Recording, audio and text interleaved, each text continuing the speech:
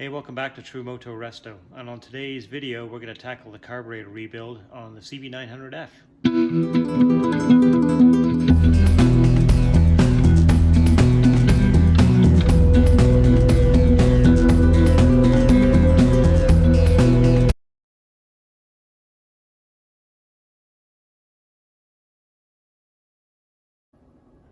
Alright, so on to the carburetor cleaning for the CB900F. So I've never ever cleaned a set of this style of carburetor before. I've cleaned Cayenne carburetors before, and banks of 4 and V4s and McCuneys and whatnot, but these kind of I don't know, there's a pile of stuff on these that I've never seen before. Don't really know what that is. It's on each carb. Not sure what these are. Maybe an accelerator pump. We'll see. And then there's this gizmo on the top, which I guess is some sort of a fuel. There's a diaphragm in here, and I think this works off the pulse of one of the carburetors, I believe, and only allows fuel through when the bike is running. It's almost like I won't say it's a pump, but anyway, it's maybe it is sort of a safety valve. So apparently, so the carbs can't inadvertently flood the engine and hydrolock it. This doesn't actually vent to anything on the bike. It's just a kind of vent to atmosphere, I'm told. So my approach to these carburetors will be the same as any other. You take them apart and you put them back together in the reverse order. And you just got to take your time and get very, very organized. I have a series of bins, which I'll show you in a minute, to keep all the parts separate and distinct. But the first thing that I normally do is I just kind of try to take video and photographs capturing any kind of the idiosyncrasies of how these things go back together that could easily get messed up if you're not careful. So it's always a good idea, I find, to mark the carb bodies and the bowls so they go back with the right carburetors, because these bowls are not all the same. The two outside bowls appear to have a little indentation right here. So they, for carb 1 and carb 4, carb 3 doesn't have it, and carburetor 2 has this assembly on the bottom, which is probably an accelerator pump, I'm guessing. So yeah, these are the kind of things that I usually try to look for and understand what's different. Things that I could screw up if I put it back together, like this brass pipe fitting here for the fuel tee. I think it's important to notice that the short side of the fitting is over this way, so it's kind of offset to the side. You don't want to get that flipped around and have this fitting, and then you wonder why the thing doesn't go back together properly, or why you can't get the fuel line onto it, or whatever the case is. So just being diligent, organized, and methodical is the key to success, I think, in any set of complicated carburetors. The other thing I've started to do is I've started soaking any and all of the fasteners. So things that will tend to be seized up and hard to get out, like some of these screws that hold the bar to keep the carburetors together, can be a bit of a bugger to get out sometimes. Similarly with these ones, so that's penetrating fluid, that's not fuel that you see at the front. So all these things are going to get soaked, and leave that sit for, even if I have to leave that sit for a couple of days, I will. The other thing that is important, again, here, is a JIS screwdriver. Don't go at a set of carburetors. Whatever you do not go at a set of carburetors with a Phillips screwdriver. It'll just, what tends to happen on these is JIS screwdriver seats nice and deep into the screw. If you use a Phillips screwdriver, they tend to sit a little higher because they're more pointed. These are kind of blunted off at the end, so they sit deep and they sit properly in the screw, whereas the Phillips will just kind of, it'll do this, it'll cam out because it doesn't seat well. And so when it cams out, that's what starts to gall the head of the screw. So get the right screwdrivers, get the right size. So like this one is probably would be a better fit potentially. So just got to get the right size JIS screwdrivers for the job. And even so, I have had cases where, you know, some of the carbs tend to have, you know, these screws appear to be made of chocolate. And if they're not made of chocolate, sometimes they're made of cheese. And despite best efforts, they can get galled up and messed up because they just get seized in. You get some galvanic corrosion between the steel and the aluminum, and it's a real bastard to get some of them out. So the other things that I could recommend, and it does work very well, is aside from a set of good fitting screwdrivers, what I have in this little baggie here, this is a valve grinding compound. And I found that what works quite well is to dip the tip of the screwdriver in this stuff. And when you put it in, it just gives that extra little bit of bite when the tip of the screwdriver is coated in the valve compound. It just grips that much better. And I've had a couple of screws on one of the bikes that I did last time, and they were almost impossible to get out. But somebody else told me about this trick when I went home and tried it. I didn't have any valve grinding compound at the time, so they gave me this little baggie, and wouldn't you know it, it works like a charm. So I'm passing that tip along in case it helps anybody else out. So the other thing you can sometimes do is, you know, if there's a way you can put sometimes you can put a clamp across and use a small ratchet with a Phillips head on it. Now you have to make sure you grind the tip off the Phillips head, so effectively you create yourself a JIS screwdriver bit, and you can put a small ratchet on there, clamp the ratchet down at the back, being careful that you're not clamping it in a way that's going to crack anything, and just to apply pressure so that it can't, enough pressure that it can't cam out and move. And then oftentimes you can just crack that loose with the ratchet, and that'll get it off for you as well. So just a couple of tips there before I start tearing into these. Okay, so here's the setup I use just to keep everything organized. The only thing I haven't done here yet, which I will do, is I'll lay out a shop towel across the surface of the workbench, just so I've got a clean surface to start on, but I'm not ready to start just yet, so that'll happen after. But the important thing I find is just being really well organized. So two bins for each carburetor, and what I typically do is I'll put the top end components in the back bin, and then the float bowl components in the front bin, making sure that I keep them all separate and distinct. And the other thing that's worth doing as well is making sure that the carburetors are marked off, because again, what can happen a lot of times is you start moving these carburetors around, back to front, front to back, and then before you know it, you've got carburetor 1 parts in the carburetor 4 bin, because you had the carburetors, you know, this way the first time you took something off, and then the next time you had them this way, and then you thought that that was carburetor number 1. And so it's just easier to mark the carbs. I usually describe a number 1, 2, 3, 4 on each one.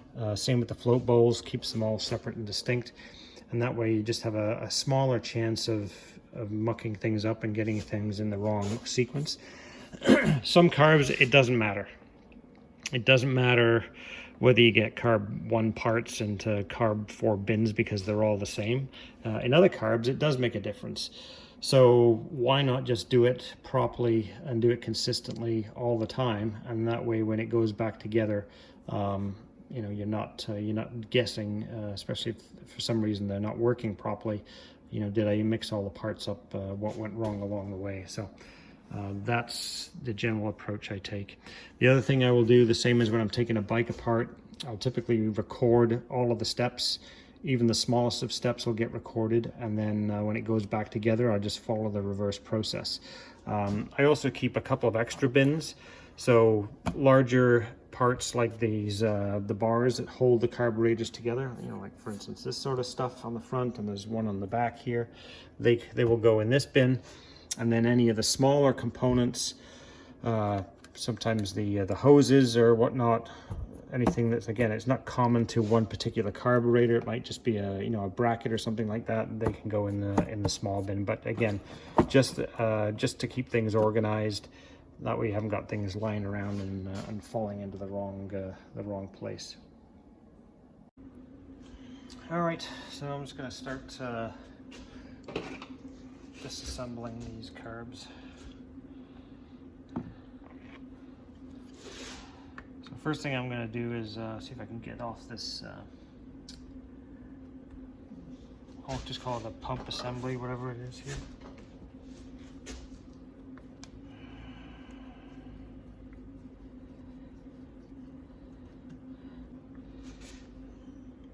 And I try to make sure that I'm exerting plenty of force on them so they don't strip out.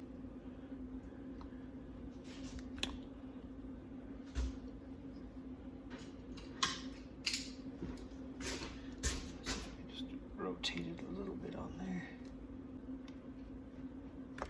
There we are.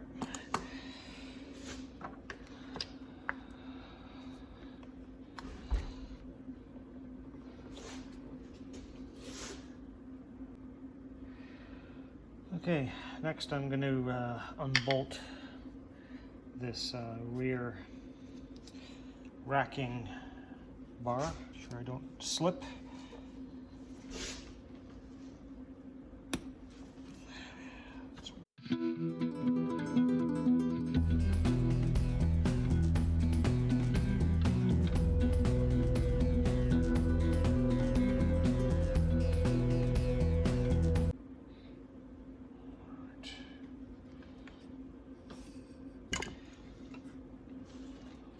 Now I'm going to take off this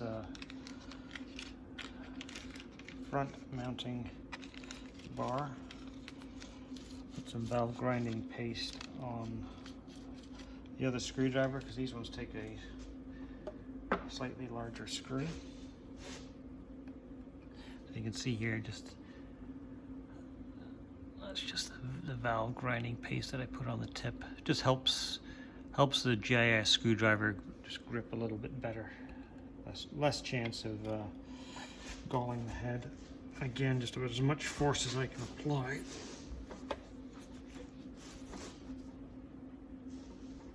That's one.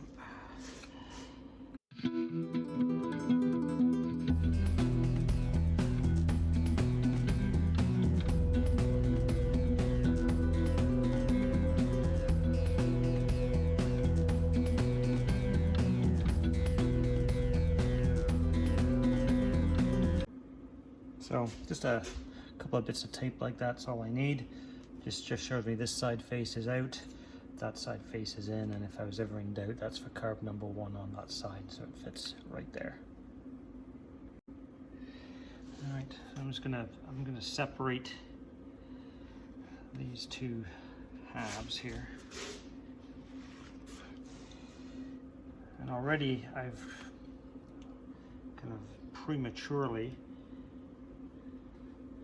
done that because I do have to make sure there's a small spring here, and that hooks on to this edge right here. So what I wasn't able to take note of before it kind of sprung apart on me was whether or not there's more than one turn on this when it's under load. I suspect not, but even so, I was not able to determine that before. All right, so basically I'm just taking out all of the tubes and whatnot that were in between carbs 2 and 3 in order to separate carbs 1 and 2 and carbs 3 and 4. Looks like at least one of these throttle plates will have to be removed because they are in fact joined together by a common shaft here. So obviously you can't pull this shaft out without taking at least one of those plates off. So what kind of success I can have with these throttle plates.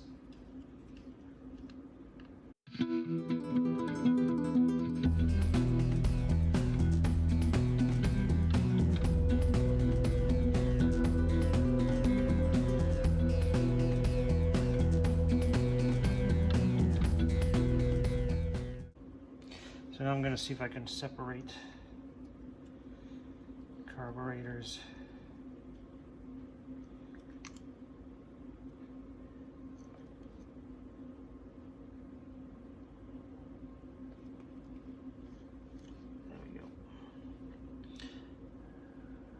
There we have 1 and 2 separated. Again, you got to be careful. Like, you got these springs that go in between the throttle linkages there. Don't want to lose any of that stuff. Okay, on to separating carbs 3 and 4. So I'm going to do something similar on this one. I'm going to take the choke plate off carburetor number 4.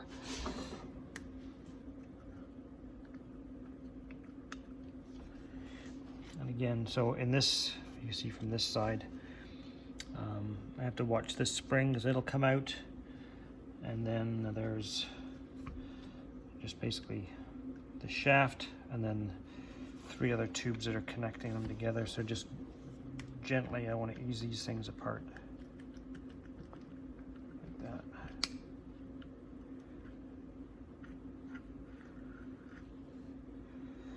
There they go. But again, take the time at the front end as you disassemble.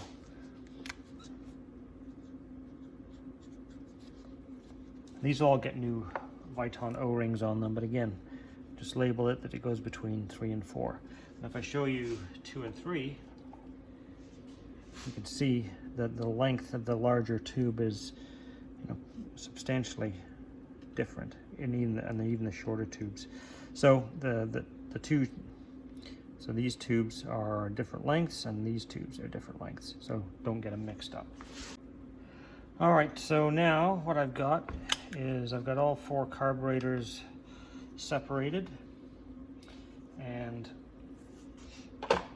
so my plan is, as far as the next level of disassembly for these and what I am and am not going to take apart, is top caps will come off, all of them, and then the slides and the contents of that will come out, and the float bowls and the contents jets, floats, etc. will come out.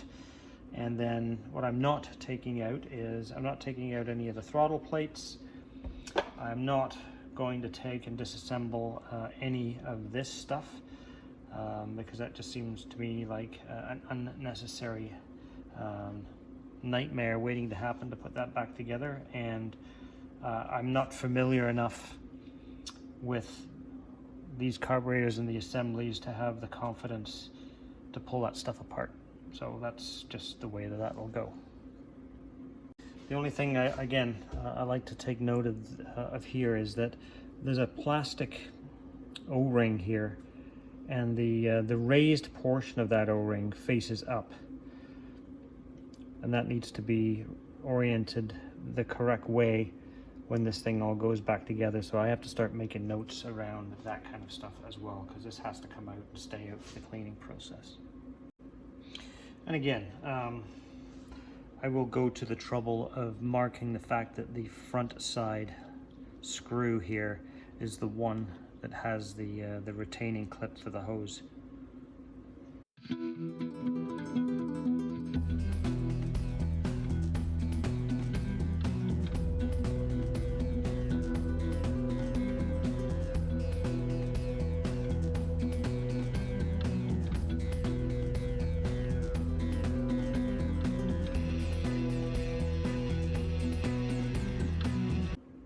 Okay, so there we are.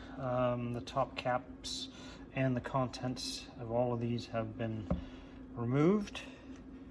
Everything is in its appropriate bin over here. You can see everything is in there.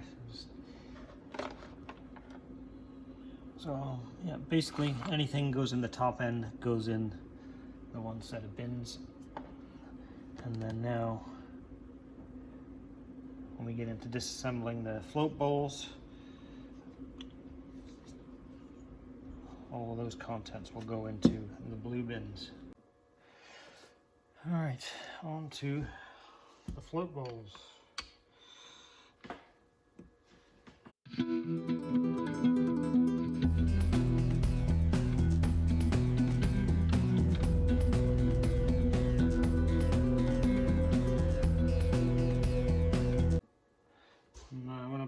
these fuel screws out. I've screwed them in just to find out how many turns out they are. So they're 2.5 turns. So I'll have to look in the manual to see if that is in fact correct. That's what they're set at currently.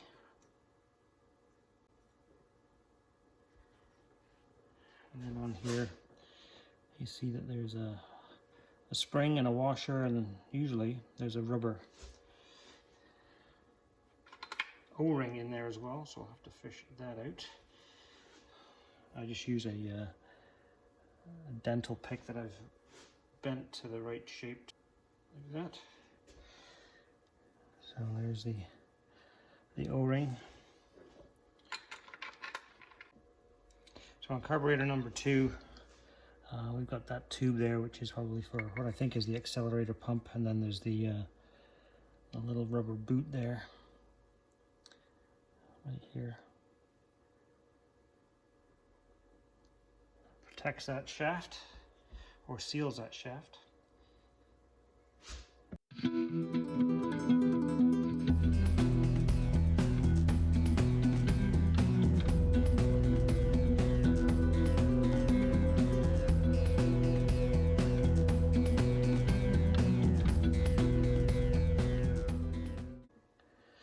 Right, so here's the bowl off carburetor number 2, and it has this little accelerator pump, I think, on the bottom. Disassemble that, because I'm sure there's a diaphragm in there that needs to be replaced, no doubt.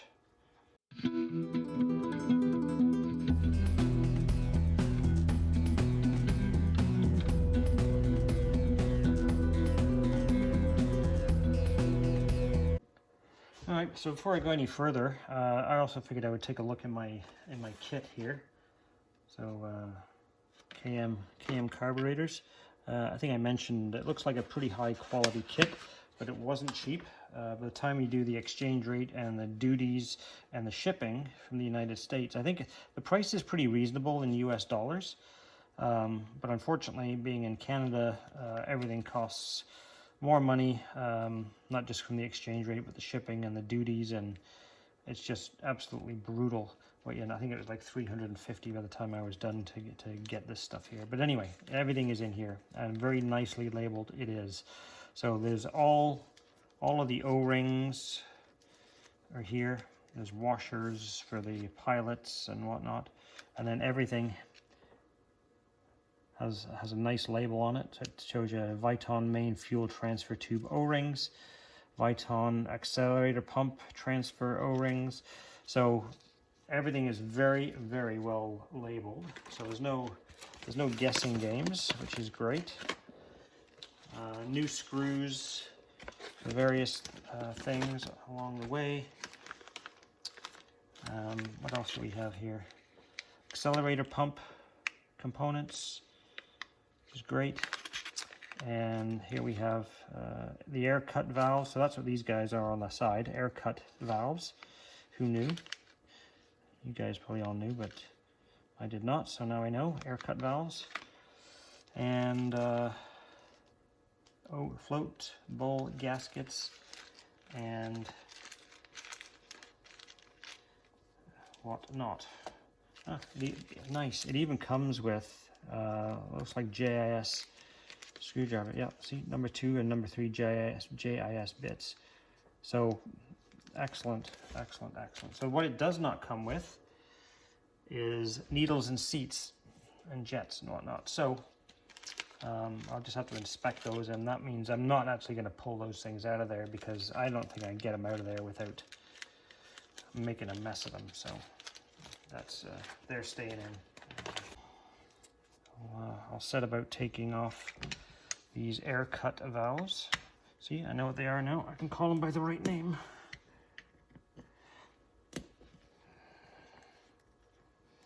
So again, I know there's a spring in there, so I'm going to hold that cap down so I don't jettison something across the shop.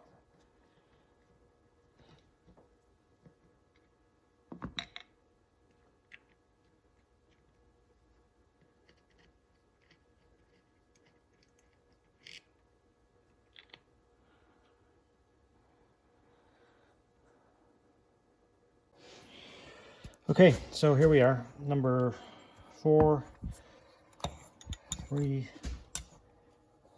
2, and 1. As far down as I'm going to take them.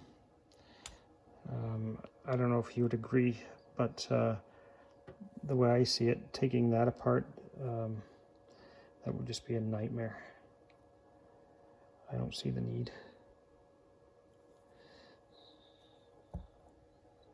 It's going to be bad enough joining all these things back together without getting that apart. I don't have enough confidence in my knowledge of this thing to make that successful. I guess I still have to remove that little rubber thing there, but we'll get to that. And then here's my parts, all the float bowl contents in these bowls and these containers, and then the upper end of the carburetors in the back containers, and then I just put the air cut valves in a bag in each of those. And then I have these are the components that go in between the carbs, and they're all labeled. Similarly in here, some of the bigger pieces that are kind of either in between or common to the overall racking. So next, we'll pull out the ultrasonic cleaner and throw in some of the secret cleaning sauce. I'll show you what that is.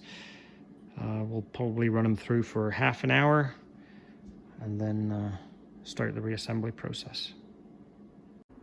So one thing I am going to do before I throw it in the ultrasonic cleaner is just beginning to give everything a shot of choke and carb cleaner. I'm just going to hit all the various orifices and all of that kind of stuff, and I'm probably I might let that sit overnight because I'm kind of running out of time today, and I'll come back in the shop tomorrow and then throw them in the ultrasonic cleaner and then start the reassembly then. But this way at least things can kind of soak overnight, and if there's any sort of stubborn varnish, then a little bit of carb cleaner will help just kind of dissolve that or dislodge it, and then that just makes the job of the ultrasonic cleaner a little easier. Okay, so the other thing I am going to do is, once these have been ultrasonically cleaned, accounting for the fact that I've got to watch out for these locating lugs, I am going to sand the top edge of the float bowl. I can feel all kinds of rough edges on these, and some of them are worse than others. This one is really bad, really bad. I don't know what somebody has done to that, if you can see it, but it's really chewed up. It's awful. So what I will be doing is I'll use some 600 or 800 grit emery paper, and I'll mount it onto the flat steel part of my table. Put a bit of WD-40 on it, and then I'll run the float bowls back and forth on the flat of the table. I can move this around wherever I get the best fit, and obviously I have to kind of leave the lugs kind of hanging over this end to do it, but that will make sure that the mating surfaces are nice and flush on the bowls. Because yeah, I think somebody, a caveman of some sort, I mean, just look at that.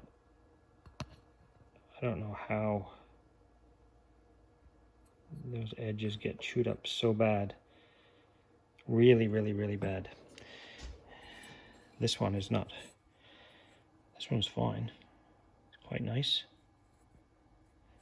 There's 2 or 3 of them in there that are just atrocious. So we'll fix those up, and that will just make sure that those new gaskets do a good job of sealing, because if these are all chewed up and they're kind of coming in contact with the base here prematurely or something like that, it's well, if you're going to go through this amount of trouble to clean a set of carburetors, you just kind of take whatever steps you can, I guess, with the exception of putting in new seats, because I don't have them and I didn't have a problem with them, so I guess I could always pull those out later if I have an issue with it. Okay, so the other thing I'll mention here is, it doesn't really apply in this particular case, but it's worth mentioning. Carb cleaner. Do not use that stuff anywhere near the diaphragms, the vacuum diaphragms on some of the carbs. So this one doesn't, these ones don't have the rubber diaphragm on the top, but a lot of the carbs do. Don't use that stuff. It will melt and just turn that black rubber diaphragm into black goo. So don't use it. Be very careful near that sort of stuff.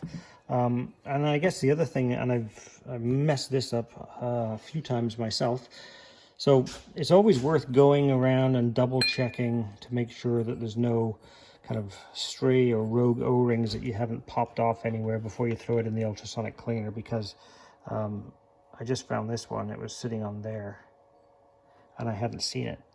So there's nothing worse, and this has happened to me, nothing worse than putting your stuff in the ultrasonic cleaner, taking everything back out, draining the ultrasonic cleaner, and finding an O-ring or a washer or something laying in the bottom of the cleaner, and you've got no idea where it went.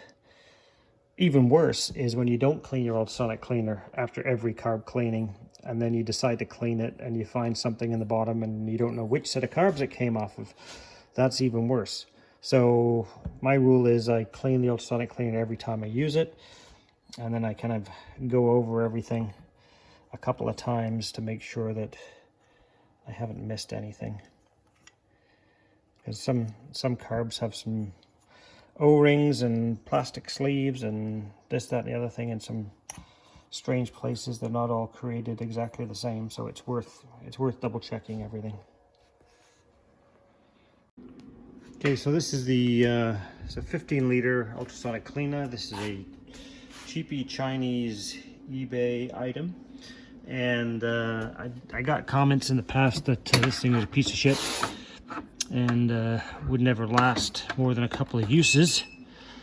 But so far, piece of shit it may be, I don't know, but it's 6 years and probably 50 or 60 uses. So I've already got my money back and then some on it. So as long as it keeps going, I'm going to keep using it. This industrial 297 soup self concentrate is what I put in there, and I get this from Bob Chambers Limited in Mississauga. They mail it to me. Works pretty well. I don't know if it's available to people outside Canada, but that's what I use. And then I also put in a splash of lavender pine sol. Why lavender? Just because it smells good. That's the only reason. So this is really just I don't know, I don't get too scientific with this stuff. It's just I don't know, a cup full, a bit for good luck, and then splash of the pine sol, and then we'll put the carbs in here. So we'll put this in here for, I don't know, 25 minutes, I guess. And then we'll jack the temperature up to about 60 degrees. It's at 42 degrees right now. I put this 15-liter cleaner, and I put hot water in there from the tap in the house. It just saves the heater on this unit from working overtime. So there we got the heater on.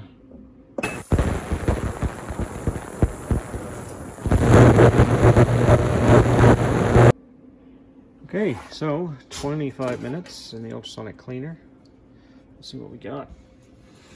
Well, it doesn't look too dirty in there, and that's not surprising because I did clean these once before when I tried to get the bike going, so I wasn't expecting a ton of filth in here. So what I'm going to do, I'm going to drain some of the water off so I can get my fingers onto those handles for the rack without burning myself, and we'll get them fished out. So there's the inside of the ultrasonic cleaner. It's pretty clean. Drained all the water off. There's no rogue pieces or washers or O-rings or anything have fallen away, so that's good news. All right, so I think I'm going to call time on this particular video. So in the next video, part 2, I'm going to finish. I just blow these off and clean all the orifices and whatnot, and then we'll get them reassembled, and hopefully I can get them all back together. Fingers crossed. Thanks for watching. Please like, share, and subscribe. Lots more videos on the CB900F to come along the way, and we'll see you in part 2.